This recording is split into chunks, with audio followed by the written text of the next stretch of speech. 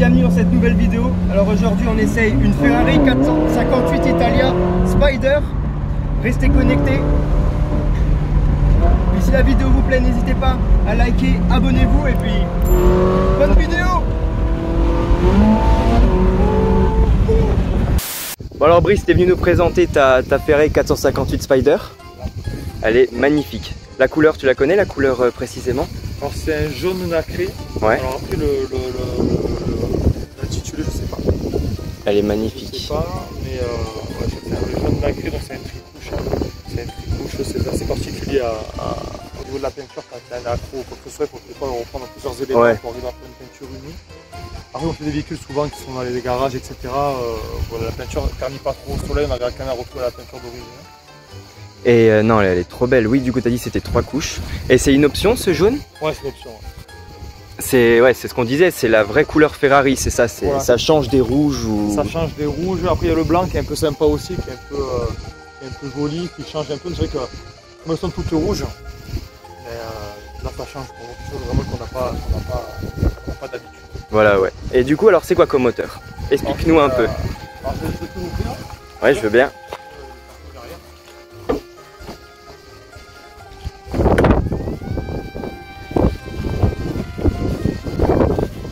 Ah oui, d'accord. Un moteur V8 atmosphérique, donc il n'y a pas de turbo, c'est le dernier moteur où il n'y a pas de turbo. Les autres moteurs, après il y a des turbos, donc c'est différent.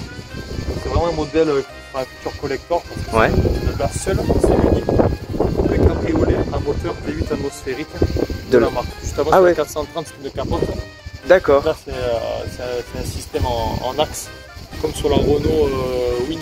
Voilà, c'est ça, c'est comme une Renault Wind. C'est le même système avec un axe. Donc, du coup, ce qui permet de ne pas avoir de capote. Alors après, l'inconvénient, c'est qu'il n'y a pas de vitre. Oui, on le voit pas, mais c'est pas très grave. Il rentre en centrale arrière. C'est vrai qu'on le voit moins que quand il y avait la vitre à l'époque de la 430 et de la 360. Non, c'est magnifique. C'est une cathédrale.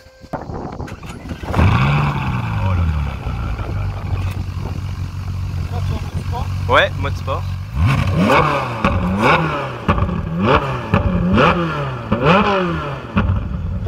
Aïe aïe aïe.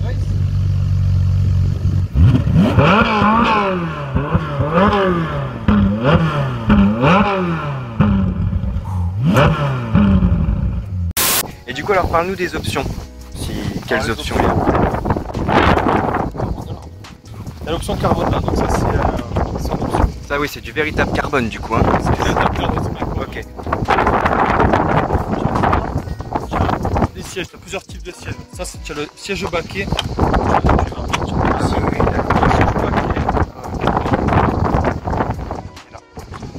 Ensuite tu as le volant normal. Ouais. Donc ça c'est pas une option, c'est le volant classique avec les palettes en satiné gris. Tu peux avoir les palettes carbone, tu peux avoir le volant carbone avec les LED ici. Là c'est pas le cas sur ce modèle là. Tu peux avoir le régulateur qui n'y est pas, donc normalement le régulateur je sais plus où il est, mais je crois qu'il est vers ici. C'est un bouton qui est là, ou je sais pas trop comment c'est fait, mais en tout cas il n'y est pas sur ce modèle là. Ensuite tu as le carbone au niveau des bas de caisse. Ah oui, j'avais pas vu. Voilà, les bas de caisse en carbone. Donc sur d'origine je sais pas s'ils existent, normalement oui, mais celui-là voilà, il est fait en carbone. T'as les jantes qui sont peintes en gris en plastique. Elles sont magnifiques les jantes. Ça s'appelle comment? C'est pas des jantes étoilées ou quelque chose comme ça? Peut-être, ouais. Après ça c'est les jantes, je crois pas que ça c'est les jantes d'origine, peut-être que livrées à la voiture, elles sont juste peintes. C'est les jantes d'origine, c'est du 1 je crois qu'après quand on a des options c'est du 21, du 22 peut-être. Et ça c'est basique, hein, juste européen. Cette pièce là elle est super belle. Hein. En carbone, ça donne au niveau de l'arrière, ça fait pas tout jaune, quoi. Ça fait vraiment le petit truc. Quoi. Ça fait penser un peu au 360, oui, genre qui avait le truc noir. Gris et noir, ouais, c'est ça. Les disques de frein, il y a quelque céramique. chose. Céramique. Ah oui, d'accord. Céramique, c'est ce qu'on voit en fait, les espèces de petits traits sur le. Ouais, tout à fait. C'est comme ça qu'on le reconnaît. C'est comme ça qu'on le reconnaît. Et c'est marqué Céramio. D'accord. En beau carbone céramique. Donc ça c'est une option. On voit dans les 9 000 €, c'est pas cher. Les disques et les plaquettes. C'est vrai que c'est une option qui est très chère.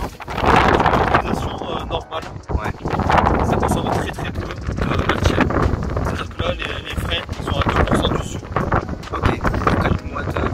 Pas 4 mois, plus que ça, je sais pas vraiment dans combien de temps. Hein. Mais tu les gardes plus longtemps. Il faut savoir que c'est des freins, c'est les ascenseurs qui les utilisent, ces freins en céramique. Hein. D'accord, je savais pas. Voilà, en céramique, c'est vraiment le frein. Plus ça chauffe, plus ça freine. Ok. Et sur circuit, il vaut mieux avoir des freins en céramique que des freins normaux. Après, voilà, ça dépend du budget de la personne. Alors moi, j'ai du circuit, j'en fais pas. Mais après, celui qui fait beaucoup de circuit va forcément plus user.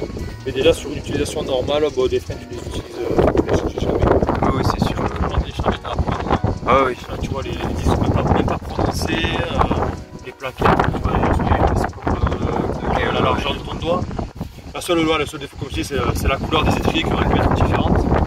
Les surpiques jaunes, Ouais. qui a sorti à l'extérieur de la voiture. Les cuissons en fer. Ah ouais, parce que des fois c'est un sticker, c'est ça. Genre. Des fois, il y en a qui mettent un sticker, ouais, ça va dépendre des options qui coûtent je crois dans les 1000, 1500 ou 2000 euros, un truc comme ça. Je crois que Xénon. Elle est trop belle. Et du coup, tu disais que tu avais l'option lift truc là. C'est ça. Ça s'appelle lift. Ouais, c'est le lift quand on arrive à des putains, il y a des la voiture au-dessus. Ça t'évite de frotter parce qu'elle est quand même très très basse. Hein. Ça évite de frotter. Et du coup, tu prends le poids, ça la Maserati, après cette option-là. Ouais. Du coup, des fois, après ça frotte dessous, c'est la plaque qui est dessous, c'est pas grave. Ces clignotants-là, ce style de clignotant, tu le retrouveras sur quasiment toutes les voitures, tout ce qui est Ferrari, Fiat Coupé. D'accord. Voilà. Et même ça, tu vois. Tu verras sur la Maserati, ils ont un peu tout, la serrure, c'est pareil. C'est une petite serrure qui est plantée dans la porte. Tu verras ça sur toute la carte. Ok. C'est rigolo, mais ça reste un peu rustique quand même. Ça reste un peu rustique, il y a des trucs qu'on arrive à récupérer. Sur ce clignotant, on est sûr que c'est le même clignotant qu'une Fiat 500. C'est vrai? Ah ouais, c'est la même chose, sûr que c'est la même chose. Bah tant que c'est pas les mêmes Komodo ou pas les mêmes trucs à l'intérieur, c'est bon. Elle est trop belle. Et la vitre qui est là, tu peux la baisser pour... Ouais, ça sert à quoi? C'est pour le vent? En fait, quand tu la recapotes, Ouais. donc après c'est le filet anti-rebond, on va dire. Enfin, c'est plus un filet, c'est des vitres, mais c'est pour éviter d'avoir trop de vent quand tu te Oui, voilà. Et quand il y a des retours, tu fais des retours de vent. Et quand tu recapotes, tu as la possibilité avec le bouton qui est au milieu de pouvoir le baisser même. Ok, je vois. Genre t'as la vitre arrière qui est ouverte. Ouais, c'est ça. C'est la première voiture que je filme qui a un moteur à l'arrière. Ah ouais, bah tu vois. Ah oui, il y a quand même sacrément de la place. Donc là, tu peux mettre 2-3 valises avec, enfin, franchement, par rapport à une R8, la Ouais. R8 c'est plus petit déjà. Tu vois, la R8, comme quoi, ça c'est drôle, hein. Mais la R8, t'as moins de place au niveau du tu vois. Et là, mais là c'est par terre là. Là t'es. Franchement, t'es juste par ils terre. prennent le plus de surface possible. Comme ça, tu mets une valise, 2 valises. Ouais, non, mais il est. Tu mets 3e, tu peux partir 3-4 jours. Il est très très grand le coffre. Hein. Et plus derrière les sièges, hein, tu vois. Oui, c'est vrai. C'est pas mal, t'as la petite mallette là avec le carnet, le machin. Et ça, c'est le filtre à air. Ça, ça fait d'habitacle, je pense. D'accord. Et tu sais à peu près quel poids elle fait la voiture? Je crois qu'elle fait dans les 1300 kg. À peu près. 1300? À vide, ouais. 100 kg de plus que ma 207, c'est fou. Ouais. Et si demain, je sais pas, tu avais un budget limité, tu devais en racheter une chez Ferrari, tu prendrais quoi? La California. La California? Ouais. Là, du coup, pas la... La première. La toute première, d'accord. La Portofino est pas mal aussi, mais j'ai Ouais. pas trouvé. Après, c'est des anciens moteurs. Donc, ça, c'est de nouveaux moteurs, je veux dire. Donc, je sais pas trop ce que ça donne. Ouais. Mais à acheter une voiture, après, elle est peut-être un peu chère à Portofino aussi. Et du coup, Pour le pourquoi la produit. California? Parce que, en fait, la California, j'ai eu un coup de cœur en Ouais. 2010 quand elle est sortie. Moi, j'avais 20 ans. Je l'ai essayé sur circuit 10 tours là, avec des centres de pilotage.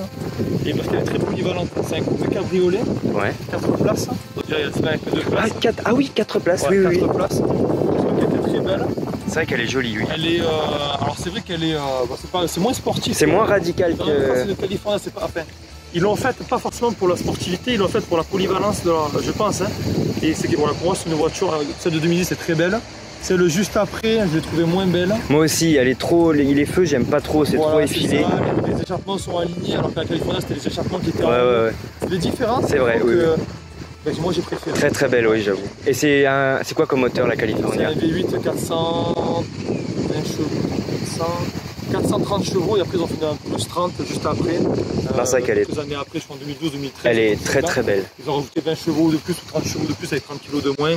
Ça c'est un détail, hein, mais Non, c'est vrai que moi aussi, je l'aime bien, cette California. Ça doit changer un peu, mais il faut vraiment être dans Oui. le mieux pour la différence.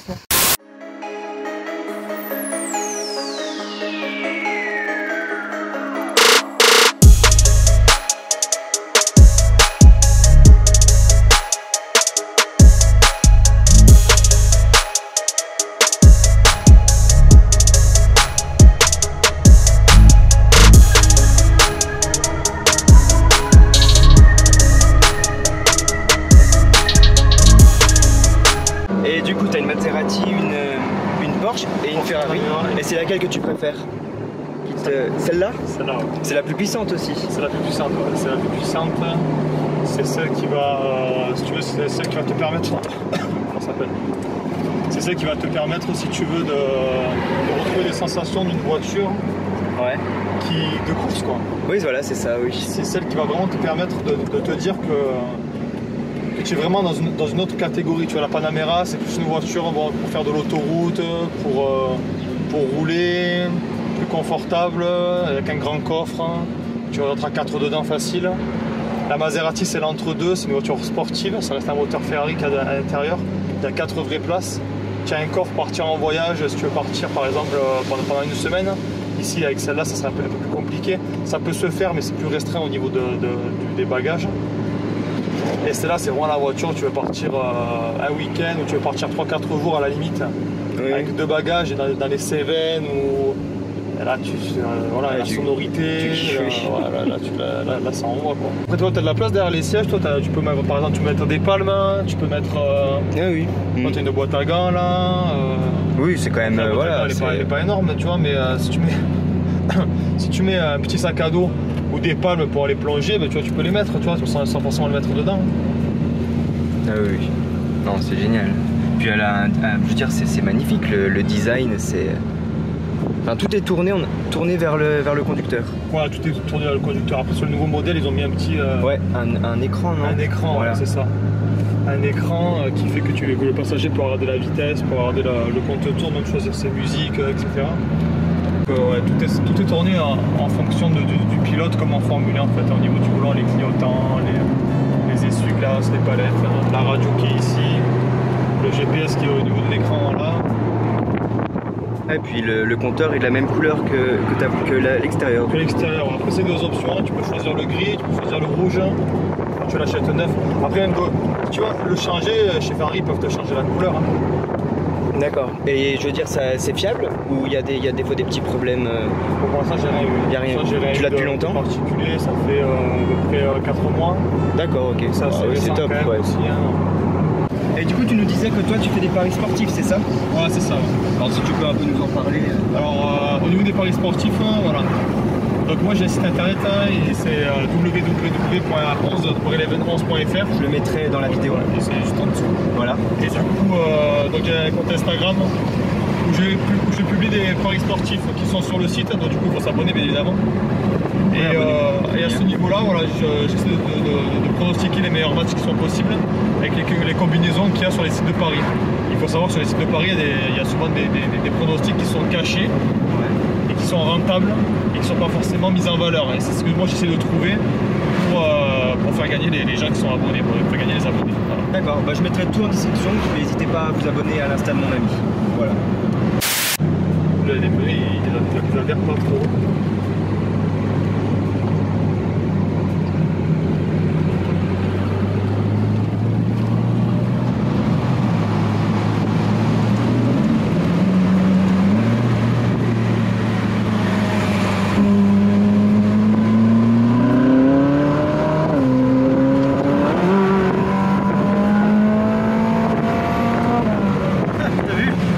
Il est en train de prendre un snap derrière. Oh, c'est génial. Et à chaque fois, en fait, tu vois, tu touches un truc là, c'est quoi? Alors ça, c'est pour la mettre en mode séquentiel. D'accord. C'est-à-dire que ça passe qu'aux palettes, ça passe pas tout seul. Ça passe pas tout seul. À part ici, l'ordinateur de la voiture qui s'aperçoit que le régime est trop bas. Ouais. Là, il va rétrograder tout seul, mais. D'accord.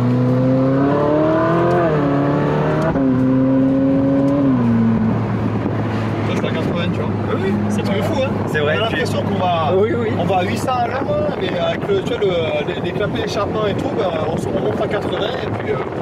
C'est bien, c'est vraiment bien. Puis en plus, voilà, t'es pas en excès de vitesse, c'est parfait. Du coup, ça répond aux gens qui disent avec ce genre de voiture, on peut pas rouler. On peut rouler. Parce que la sonorité, la voiture est travaillée pour pouvoir prendre du plaisir à basse vitesse aussi. C'est ça. Et je veux dire, la poussée la plus impressionnante, c'est sur quelle vitesse? Genre où tu sens qu'il y a le plus de coups de pied? Ah, c'est la seconde. La seconde et la seconde, ouais. Là, il y a un launch control, je ne l'ai pas essayé, mais si je l'essaye.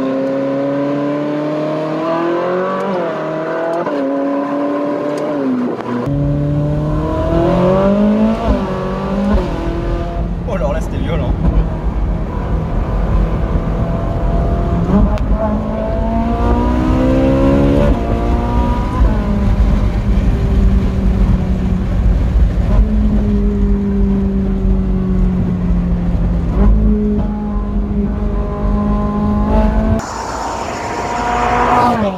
Les amis, j'espère que la vidéo vous a plu. Si c'est le cas, abonnez-vous à la chaîne et likez la vidéo. Suivez mon ami sur son Insta. Voilà, je le mettrai en description. Il fait des bons pronostics. Il va vous faire gagner de l'argent, moi je vous le dis. Suivez Driving Car sur YouTube et Driving Car sur Instagram, c'est important. Et puis voilà, on vous dit à bientôt. Ciao. Ciao. Aïe aïe aïe. Ah!